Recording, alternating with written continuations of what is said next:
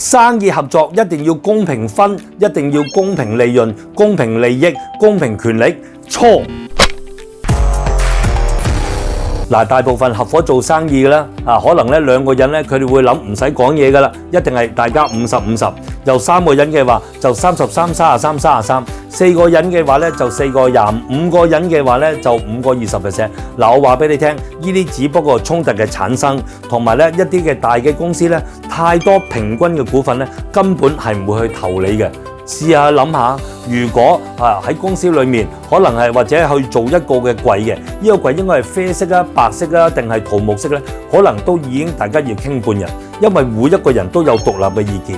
唔通你真係喺一間公司裏面要買一支鉛筆咩嘢牌子都要大家傾好耐咩？所以喺責權利方面呢，我哋一定要好好咁樣去寫清楚。